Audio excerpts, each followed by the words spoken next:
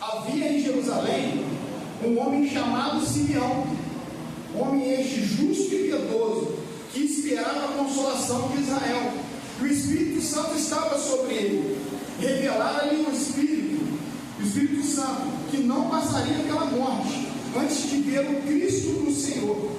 Movido pelo Espírito, foi ao templo. E quando os pais trouxeram o menino, Jesus, para fazer o que era a lei ordenava, Simeão o tomou nos braços e o louvou a Deus, dizendo: agora, Senhor, pode despedir em paz o teu servo, segundo a tua palavra, porque os meus olhos já viram a tua salvação.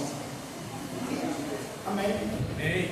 Existem alguns textos, os irmãos podem se sentar. Existem alguns textos na Bíblia que dispensam introduções, porque já é muito claro o que está sendo dito.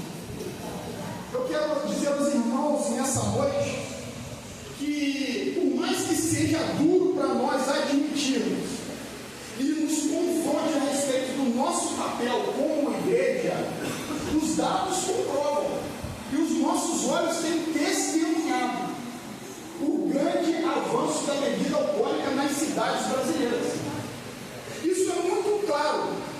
Nós precisamos entender que muitas vezes o aumento dessa bebida, o consumo da bebida alcoólica, nem sempre é por causa do seu paladar, do seu sabor.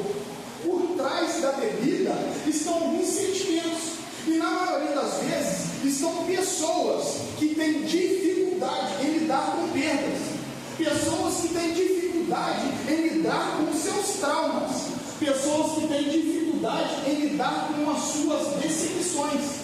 Por trás de cada dose, por trás de cada garrafa, existem pessoas que estão em busca de alegria.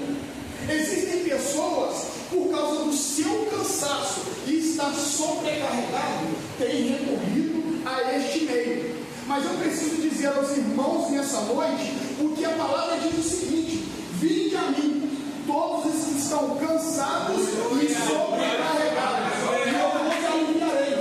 Isso mostra que não se trata de uma possibilidade, mas de uma certeza, de alguém que se encontra nessa situação, a partir do momento que entende a quem recorrer, recebe alívio. Nós precisamos entender também e admitir que as drogas têm avançado nas nossas cidades. E isso é assustador, a forma com que a droga tem avançado nas nossas cidades. E por trás das drogas também existe sentimento. E que sentimento é esse? Muitas das vezes, por trás das drogas, estão pessoas em busca de aceitação, tentando se encaixar em determinados ambientes. Por trás das drogas estão pessoas que, na busca por tentar possuir amizades, têm buscado nesse recurso. Por trás das drogas estão pessoas que têm sofrido na sua vida. Nós precisamos entender que por trás das drogas existem pessoas à procura de novas experiências. E a Bíblia diz o seguinte: provai e vede que o Senhor é bom. Glória a Deus. A Bíblia, nós também vamos experimentar, vamos testemunhar que a prostituição tem avançado nas nossas cidades. Constantemente nós somos surpreendidos com casos de adultério. O sexo nem se fala. Entre jovens, essa conversa que em tempos atrás era super restrita, hoje no meio dos jovens é tratado com super naturalidade. E por se tornar tão comum e tão normal, as pessoas já desacreditaram que é possível ter um relacionamento sólido e duradouro. É impossível ter um relacionamento saudável. Quando se vai falar de homem, os comentários são assim: homens são todos os mesmos. Quando vai se falar em mulher, se diz assim: mulher é tudo a mesma. Hoje a mulher é tratada como um objeto. Já não tem mais confiança em relacionamentos. As pessoas estão tão traumatizadas, decepcionadas com os seus relacionamentos passados, que já não acreditam. Já não tem mais essa possibilidade para elas de Deus entregar a elas uma pessoa que ela vai se relacionar, vai poder confiar, vai poder entregar a sua vida. Aqui nós falamos de 3 problemas: o álcool, as drogas e a prostituição. E por que abordar esse tema num dia como o de hoje? Porque são exatamente esses 3 problemas que têm destruído lares, que têm trazido divórcios. São exatamente esses 3 problemas que têm destruído sonhos e projetos de Deus. São exatamente esses problemas que têm trazido assassinatos para a nossa cidade. E eu me sinto muito honrado e alegre quando recebi o convite, porque apesar de não ter sido me dado um versículo ao qual nós caminharíamos em cima desse versículo, foi falado sobre um tema que estava no coração dos jovens que aqui se encontram. E o desejo que estava no coração, está no coração dos jovens que aqui se encontram, é a respeito de salvação e a volta de Jesus. Você fala em última chance, está falando sobre salvação e a volta de Jesus. E todas as vezes que nós vamos falar sobre salvação e a volta de Jesus, precisamos entender que passaremos por um duro processo. E esse processo é fundamental na vida de todo homem. Você pode ter certeza que, independente de quantos anos você tem, independente de qual cargo você possua dentro da igreja, este é um processo que todos nós iremos enfrentar. E qual é o nome desse processo? Processo do tempo. Porque toda a promessa de Deus passa pelo processo do tempo. E é exatamente nesse tempo que nós vamos conhecer a grandeza do Deus que nós servimos. O Deus que não é homem para que minta, nem filho do homem para que se arrependa. O Deus que, segundo Hebreus 10:23, vai dizer o seguinte: apeguemos firmemente a esperança que professamos, porque aquele que prometeu é fiel para cumprir. Meus irmãos, isso é maravilhoso demais. Saber que nós temos servido a um Deus que cumpre promessas. Saber que durante esse processo difícil, que vai exigir muito de nós, temos do nosso lado um Deus fiel. E durante esse processo difícil, algumas áreas expostas na nossa vida. Algumas áreas expostas. Quem nós somos é exposto. Revela a grandeza de Deus. Mas também, durante esse processo difícil, revela caráter. Revela caráter. Isso é interessante demais, Caetano. Olha só isso. A Bíblia nós vamos ver que existe no Novo Testamento, começa com o livro de Mateus. Começa com o livro de Mateus. Depois vem Marcos. E depois Lucas. Não é verdade? E nós vamos perceber que nesses 3 evangelistas são mencionados na sua maioria mencionados os mesmos fatos. Claro, com algumas diferenças por causa da perseguição e por causa da sensibilidade de cada homem. Então eles conseguem enxergar cada um detalhes que o outro não consegue enxergar.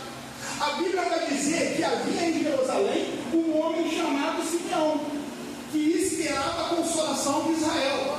E isso é interessante demais, porque às vezes é gerado em nós um sentimento de que o nosso esforço, a nossa dor, a nossa luta não tem sido vista por ninguém. Percebe-se que em Mateus e Marcos não é mencionado Simeão, mas só que em Lucas será mencionado a vida de Simeão. Olha só que interessante, alguém pode dizer então, quer dizer que Mateus e Marcos não se atentaram, não perceberam a respeito de Simeão? Não, não é isso. É porque nem sempre a gente percebe os mesmos detalhes, porque somos pessoas diferentes. Não é esse o problema. Mas alguém vai ver. É Lucas que vai ver? Não, não é Lucas. Você sabe por que não é Lucas? A Bíblia diz o seguinte, que os homens que escreveram a Bíblia foram inspirados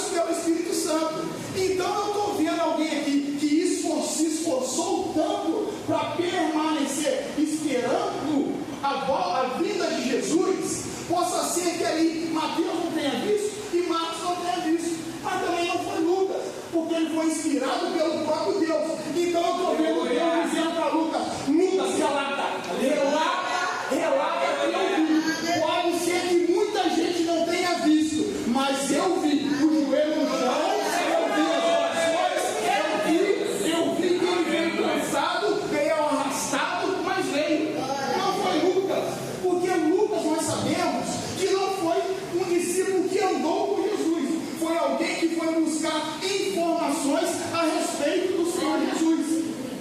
Então, percebe-se também que se Lucas foi alguém que foi buscar informações a respeito dos feitos do Senhor Jesus, então ele escutou notícia de alguém, porque às vezes é assim, parece que ninguém tem visto, mas também não foi só o Senhor, não foi só o Senhor que viu, tinha mais gente, porque alguém contou para Lucas: eu conheço o tal de Simeão que esperava a consolação de Israel. Isso é maravilhoso demais. Quando eu estava estudando a respeito dessa mensagem, uma pessoa veio na minha mente. A Silvana. Sabe por quê? A missionária Silvana. Porque ela trabalha com educação. Então ela sabe muito bem como funciona as dificuldades da educação. É alguém que tem relacionamento com crianças e percebe-se em crianças as dificuldades que a família enfrenta. Então ela é mais sensível a isso. E eu comecei falando sobre dados, e é importante nós falarmos sobre dados a partir dos 14 e 15 anos. A evasão escolar aumenta assustadoramente. No Brasil, jovens entre 15 e 29 anos já são 87,9 milhões entre jovens que não trabalham e não estudam. Se não trabalha e não estuda,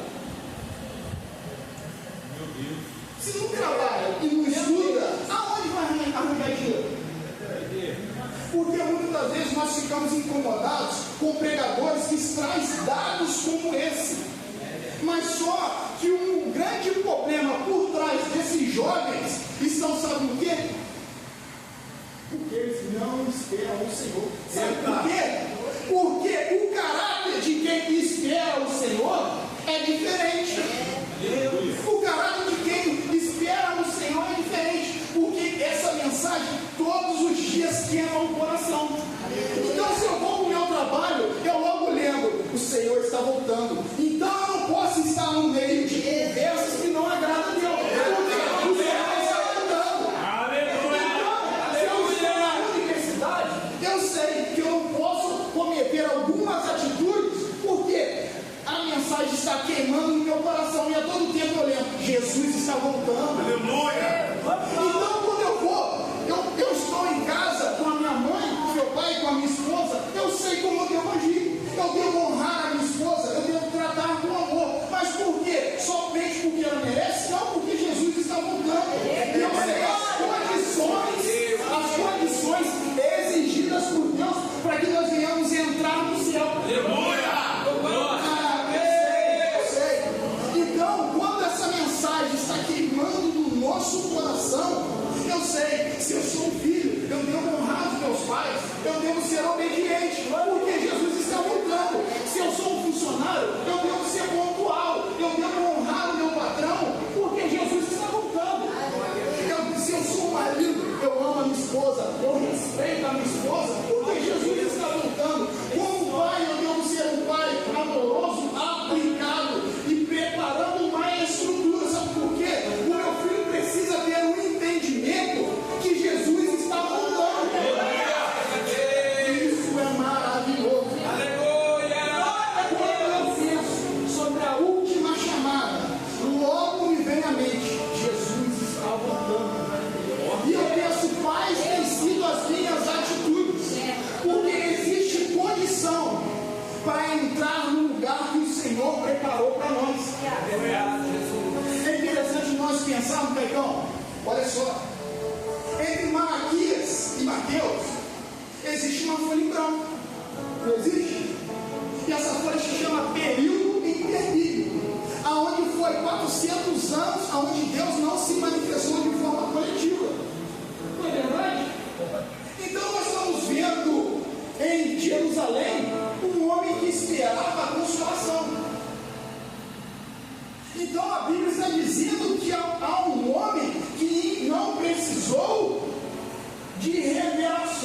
para continuar esperando.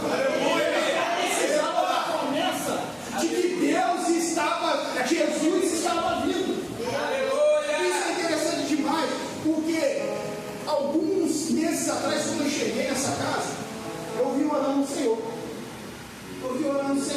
E a minha oração era o seguinte, Natan: Senhor, até quando eu vou ficar carregando essas pedras, essas bolas, como se eu estivesse preso? Você já viu aqueles presos que carregam uma corrente, uma bola no pé? Eu orava, parece que eu estou carregando. Até quando eu vou ficar assim? Senhor, até quando eu vou ficar rejeitando os teus convites? Até quando eu não vou me posicionar? Até quando? Eu estava ali atrás. Aí começou aqueles dias. Aí Deus usou a serva dele. Ela passou para lá. Aí já estava voltando. Eu com meu filho no meu colo. Eu tampei, botei assim. Passou direto. Aí o que ela fez? Virou para trás. Quando você está falando, achou que eu não tinha te visto, né? Meu Deus! Vamos falar, achou que eu não tinha te visto, né? E as minhas orações, que eram: Senhor, arrebenta essas bolas no meu pé, parece que eu estou preso, me ajuda a me posicionar. Senhor, até quando eu vou ficar vivendo assim? Aleluia! E a mulher de Deus disse assim: para que você saiba que sou eu que falo com você, as correntes estão arrebentando hoje.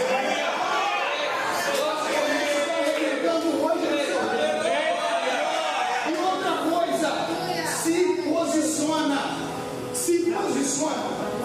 Você orava assim, até quando você vai ficar assim? E você achou que eu não via? Você achou que eu não vejo? Você achou que eu não está passando despercebido? E o que eu quero dizer com isso? A revelação se torna um problema a partir do momento que os nossos motivos de estar aqui se tornam a busca por ela. É quando nós estamos assim, Natan, passamos piada com Natan: será que o Natan não tem nada para mim hoje? E será que o missionário não tem nada para mim hoje? E esse é o grande problema. E isso demonstra o caráter de Simeão. Porque a Bíblia diz o seguinte: havia em Jerusalém um homem que esperava. Ou seja, um homem que enfrentou o silêncio profético e não precisava de revelações para continuar cumprindo o seu propósito. Isso é maravilhoso demais. Deus é bom demais, aleluia. Sabe o que é interessante? Que quando nós vivemos dessa forma, todo mundo sabe que nós vivemos de uma forma diferente. Então algumas pessoas começam a ter nós como outros. E no mundo de hoje, parece ser que não fazer sentido as nossas atitudes. Dizer não, várias vezes, não, tenho casamento. Bebidas, baladas, não, eu tenho Senhor. E para muitas pessoas isso parece ser loucura. Eu estou vendo um homem que, mesmo ouvindo as vozes dizendo: não faz sentido isso mesmo. Há quanto tempo você está à espera desse Senhor? Está à espera desse Jesus aí?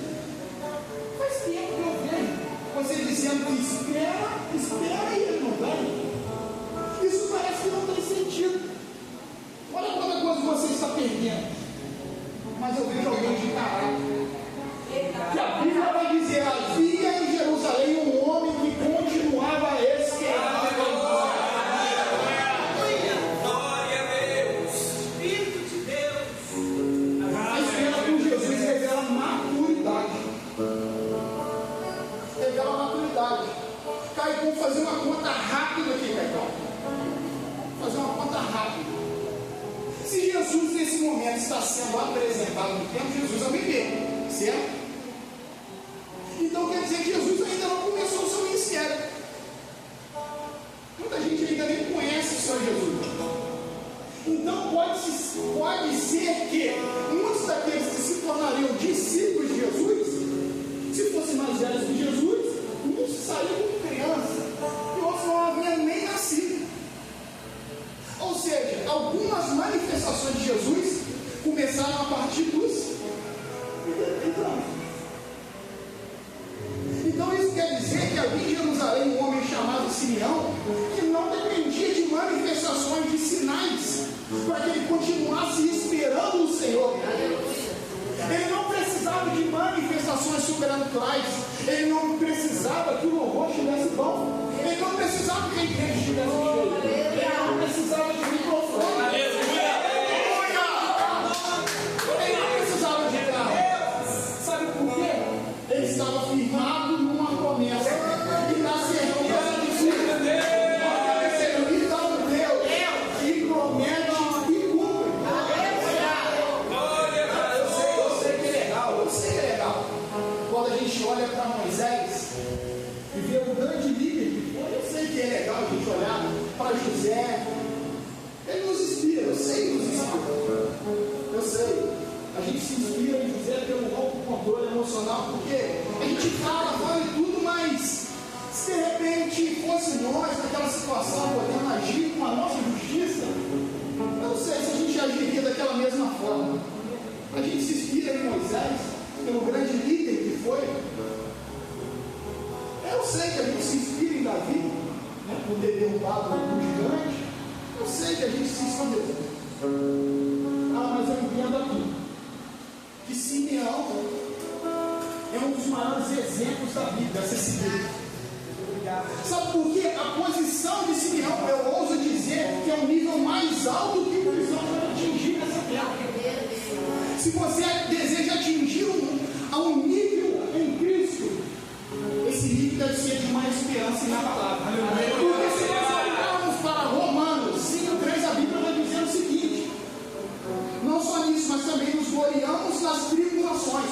Por quê? A tribulação produz perseverança, e a perseverança é um caráter aprovado, e o caráter aprovado é esperança, e a esperança não nos decepciona, porque Deus derramou o seu amor por meio do Espírito Santo. Então eu ouso dizer que o nível mais alto que alguém pode atingir nessa terra é o nível de alguém que alcançou o nível da esperança. Por quê? Porque essa pessoa que alcançou um nível de uma esperança convicta no Senhor não depende de manifestações, não depende de benefícios. Meu Deus! Ela não depende de nada, porque ela está firmada na certeza do Deus que tem. A espera por Jesus revela também que a chama deve ser mantida acesa. Se nós olharmos para Levítico 6:3, vai dizer o seguinte: o fogo arderá continuamente sobre o altar, não se apagará. Eu tenho tido uma grande preocupação a respeito das nossas mensagens, porque quando nós falamos aquilo que Deus não falou, prometemos aquilo que Deus não prometeu, e isso tem feito com que surja muitos crentes imaturos. Mas a culpa não é somente deles, são daqueles que têm pregado a respeito de bênçãos, têm pregado sobre um Jesus que não é o Jesus da Bíblia. Porque eu aprendo aqui com Simeão que Deus mantém a promessa, que Deus mantém a palavra, e nós não temos essa esperança. Manter essa chama acesa não depende de Deus. Essa chama, para se manter acesa, não depende de Deus, depende de nós removermos a cena e acrescentar lenha. Nós precisamos entender que não depende de Deus. Quero convidar os irmãos a se colocar de pé. Obrigado, Jesus.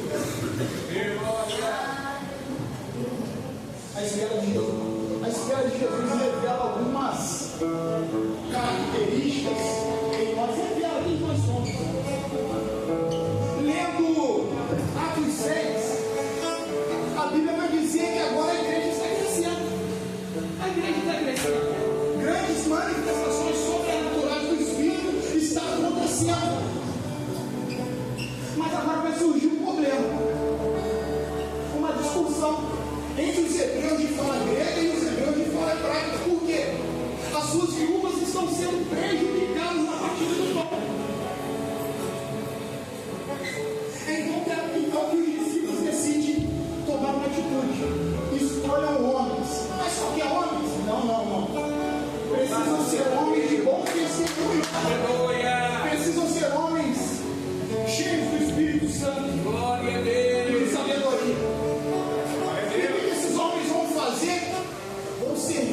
mesa.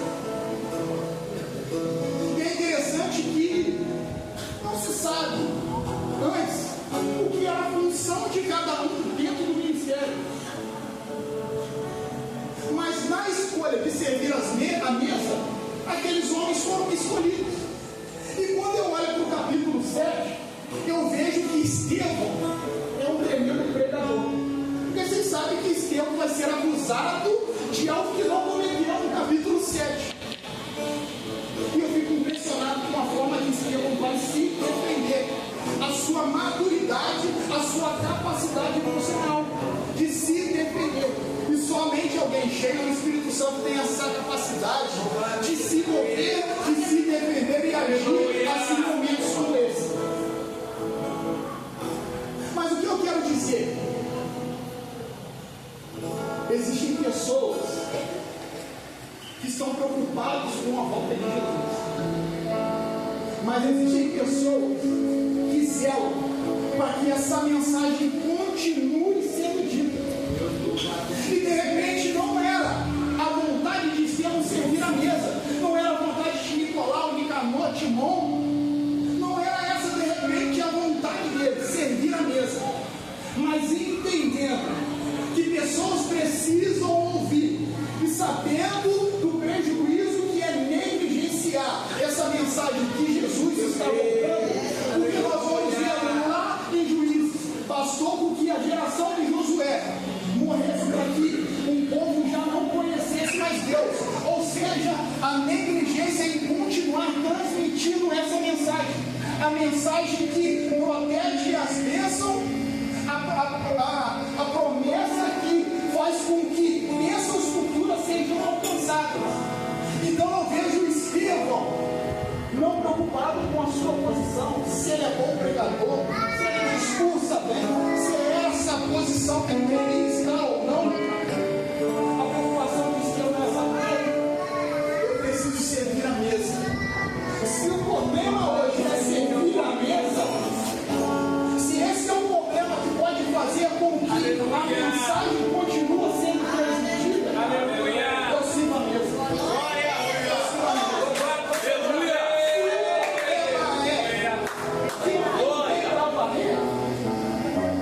Mas para que a mensagem continue sendo transmitida, para que a mensagem continue sendo transmitida, porque Jesus está voltando, você precisa lavar o banheiro ou não.